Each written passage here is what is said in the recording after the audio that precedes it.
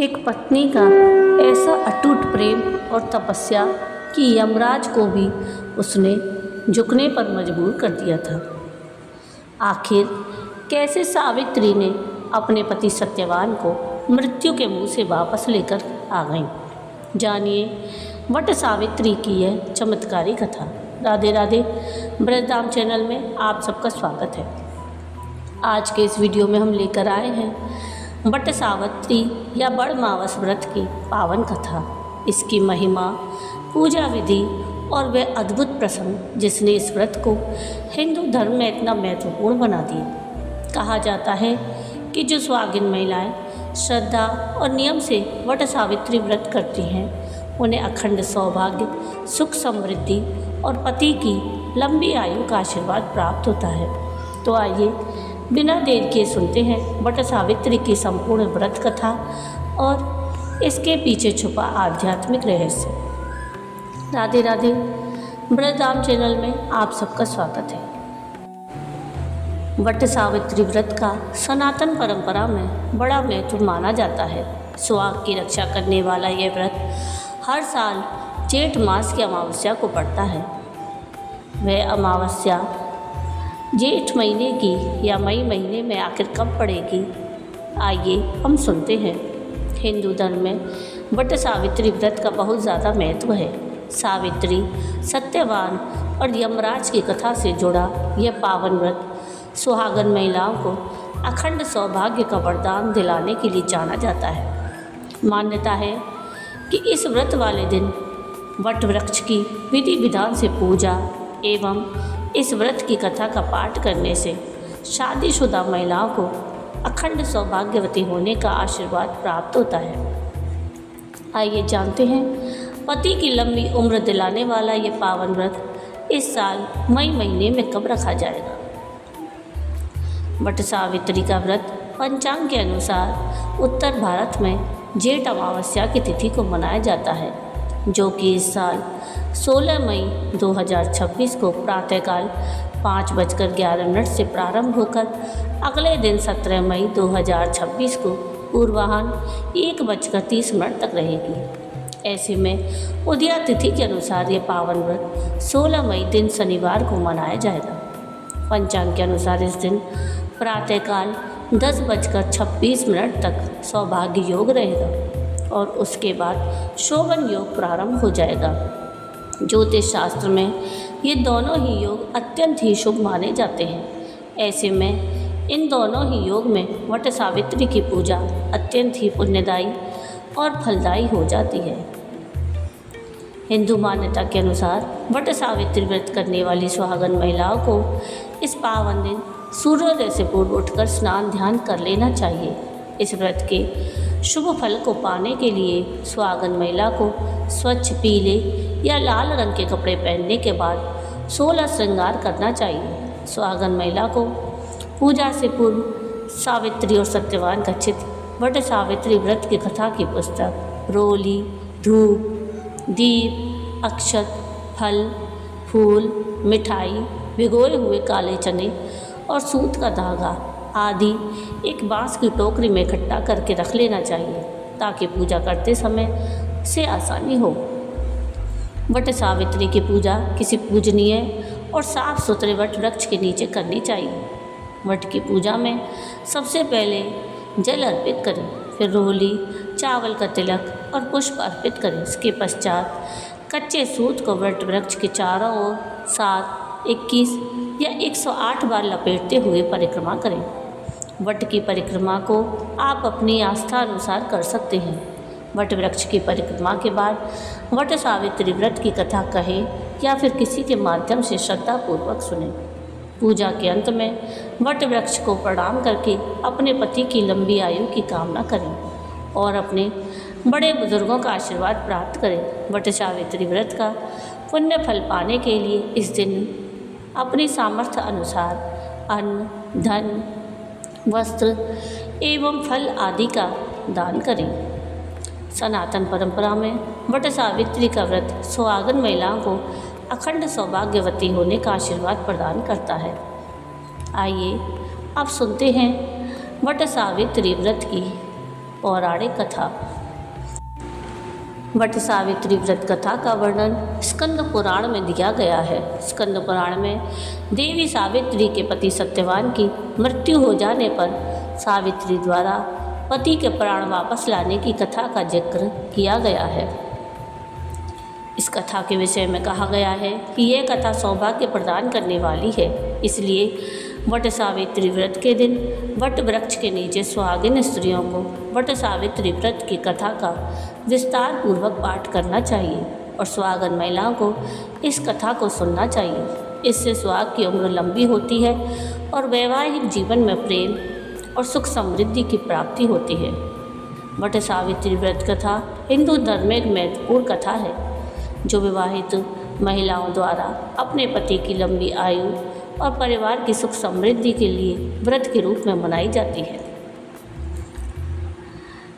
देवी पार्वती जी ने कहा, हे देवों के देव, जगत के पति शंकर भगवान, प्रभास क्षेत्र में स्थित ब्रह्मा जी की प्रिया जो सावित्री देवी हैं, उनका चरित्र आप मुझसे कहिए, जो उनके व्रत का महात्म्य हो और उनके संबंध का इतिहास हो, एवं जो स्त्रियों के पतिव्रत को देने वाला, सौभाग्यदायक और महान उदय करने वाला हो। तब शंकर भगवान ने कहा कि हे महादेवी, प्रभास क्षेत्र में स्थित सावित्री के असाधारण चरित्र को मैं तुमसे कहता हूँ। हे माहेश्वरी, सावित्री स्थल नामक स्थान में राजकन्या सावित्री ने जिस प्रकार से उत्तम वट सावित्री व्रत का पालन किया। मध्य देश में एक धर्मात्मा राजा रहता था जो सभी प्राणियों के हित में तत्पर रहता था। उसका नाम अश्वपति था। धर्मात्मा क्षमाशील सत्यवादी होने पर भी राजा संतान रहित था। एक समय वह राजा प्रभास क्षेत्र में यात्रा करते हुए पहुंचा और सावित्री स्थल पर आ गया। वहाँ पर राजा ने अपनी रानी के साथ इस व्रत को किया जो सावित्री व्रत नाम से प्रसिद्ध सभी प्रकार की कामनाओं को पूर्ण करने वाला है। भूर्भुवः स्वः इस मंत्र की साक्षात मूर्ति बनाकर स्थिति श्री ब्रह्मा जी की प्रिया सावित्री देवी उस राजा पर प्रसन्न हुई। कमंडलों को धारण करने वाली वह सावित्री देवी दर्शन देने के बाद पुनः अदृश्य हो गई, किंतु देवी के दर्शन के पुण्य से कुछ दिनों बाद राजा अश्वपति के घर देवी के समान रूप वाली कन्या का जन्म हुआ जो देवी सावित्री के अंश से ही उत्पन्न हुई थी। देवी सावित्री की प्रसन्नता से प्राप्त तथा सावित्री की पूजा करने के बाद उत्पन्न कन्या का नाम भी सावित्री रखा गया। वह राजकन्या देवी लक्ष्मी के समान शोभित होती हुई बढ़ने लगी और धीरे धीरे सुकोमल अंगों वाली वह कन्या यौवन अवस्था को प्राप्त हुई। नगरवासी उस कन्या को देखकर यही समझते थे कि वह कोई देव कन्या है।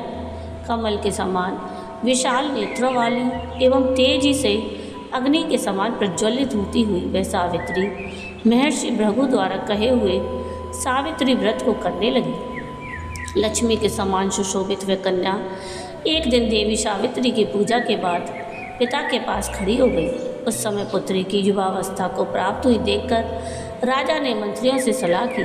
इसके बाद राजा ने सावित्री से कहा कि हे पुत्री, तुम्हें योग्य वर देने का समय आ गया है। मुझसे कोई तुम्हें मांगने के लिए भी नहीं आता और मैं भी विचार करने पर तुम्हारी आत्मा के अनुरूप वर को नहीं पा रहा हूँ। अतः हे पुत्री, देवताओं के निकट में जिस तरह से निंदनीय ना हो जाऊँ वैसा तुम करो। मैंने धर्मशास्त्र में पढ़ा और सुना भी है, यदि पिता के गृह में रहती हुई विवाह के पूर्व ही जो कन्या रजोधर्म से युक्त हो जाती है उसके पिता को बड़ा पाप लगता है। इसलिए हे पुत्री, मैं तुमको भेज रहा हूँ कि तुम स्वयं ही अपने योग्य वर ढूंढ लो।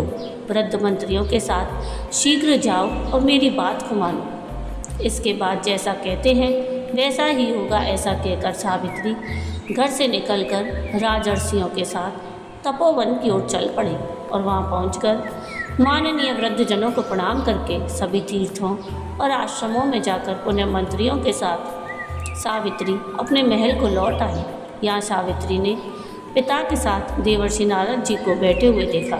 आसन पर बैठे हुए नारद जी को प्रणाम करके मुस्कुराती हुई जिस कार्य के लिए वन में गई थी सारी बातें कहने लगी। सावित्री बोली, हे नारद जी, साल्व देश में धर्मात्मा द्युमत्सेन नाम से विख्यात एक क्षत्रिय राजा है जो दैव योग से नेत्रहीन हो गए हैं। रुक्मी नामक उनके एक सामंत ने उनसे राजपाट छीन लिया है और वे अपने पुत्र और पत्नी के साथ वन में रह रहे हैं। उनका पुत्र सत्यवादी और धर्मात्मा है, उसे ही मैंने मन में पति रूप में वरण किया है। नारद जी सावित्री के वचनों को सुनकर बोल पड़े, हे राजन, सावित्री ने यह बड़ा कष्टप्रद कार्य कर डाला। बाल बुद्धि होने से इसने केवल गुणवान समझकर सत्यवान को वरण कर लिया। सत्यवान मिट्टी के घोड़े बनाता है और घोड़े का चित्र भी बनाता है, इससे उसे चित्राश्व भी कहते हैं। सत्यवान दान और गुण में रंतिदेव के शिष्य के समान है, ब्राह्मणों की रक्षा करने वाला और सत्यवादी है। राजा ययाति के समान उदार, चंद्रमा के समान प्रिय लगने वाला, रूप में दूसरे अश्विनी कुमार के समान और द्युमत्सेन के समान बलवान है, किंतु उसमें केवल एक दोष है, दूसरा कोई नहीं कि सत्यवान आज से ठीक 1 वर्ष पर क्षीणायु हो जाने से देह त्याग कर देगा। राजा लोग किसी से एक बार कोई बात कहते हैं, ब्रह्मवेत्ता एक ही बार कहते हैं और एक ही बार कन्या दी जाती है। ये तीनों कर्म एक बार ही किए जाते हैं, बार बार नहीं। दीर्घायु हो अथवा अल्पायु, गुणवान हो अथवा निर्गुण, वर को एक ही बार वर्ण कर लिया, अब मैं दूसरे वर को वर्ण नहीं करूँगी। इस प्रकार नारद जी की बात सुनकर राजकन्या सावित्री ने राजा से कहा। तो इस पर नारद जी ने कहा कि हे राजन, यदि आपको उचित लगता हो तो अपनी पुत्री सावित्री का कन्यादान शीघ्र कर डालिए। राजा शुभ मुहूर्त विधि विधान पूर्वक सत्यवान के संग सावित्री का विवाह करवा देता है। सावित्री अपने पति को पाकर ऐसे प्रसन्न थी जैसे उसे पुण्यवान पुरुष स्वर्ग को पाकर प्रसन्न होता है। सावित्री सत्यवान के साथ आश्रम में रहते हुए नारद जी की कही हुई बात को याद करती रहती और उस दिन को गिनती रहती कि जब सत्यवान देह त्याग कर चले जाएंगे। जब सत्यवान के मरण के केवल 3 दिन शेष रह गए, तब सावित्री ने निराहार रहने का व्रत लिया और तीसरे दिन सुबह स्नान करके देवता और पितरों का पूजन किया। फिर सास ससुर की चरण वंदना करके वह भी पति के साथ जंगल की ओर चल पड़ी। जंगल में लकड़ी काटते काटते अचानक सत्यवान के सिर में दर्द होने लगा। सावित्री ने कहा कि आप कुछ देर मेरी गोद में सिर रखकर सो जाइए, फिर हम आश्रम की ओर चलेंगे। जैसे ही सत्यवान सावित्री की गोद में लेटे, वैसे ही सावित्री ने देखा कि सांवरे पिंगल वर्ण वाले किरीटधारी पीत वस्त्र पहने हुए साक्षात सूर्य के समान उदित हुए पुरुष उनके सामने खड़े हैं। सावित्री ने उन्हें प्रणाम किया और उनसे पूछा कि आप कौन हैं। तो इस पर यमराज ने कहा कि मैं सब प्राणियों के लिए भयंकर और कर्मानुसार उनका उचित दंड देने वाला यम हूँ। सो हे पतिव्रता सावित्री, समीप में पड़े हुए तुम्हारे पति की आयु समाप्त हो गई है, इसे यमदूत पकड़ कर नहीं ले जा सकेंगे, इसीलिए मैं स्वयं आया हूँ। ऐसा कहकर फांस के लिए हुए यमराज ने सत्यवान के शरीर से अंगुष्ठ मात्र शरीर वाली जीवात्मा को बलपूर्वक निकाल लिया और इसके बाद यमपुरी की ओर चलना शुरू किया। सावित्री भी यम के पीछे पीछे चलने लगी। यमराज ने सावित्री से कहा कि कोई भी जीव बिना आयु समाप्त हुए यम मार्ग में नहीं जा सकता।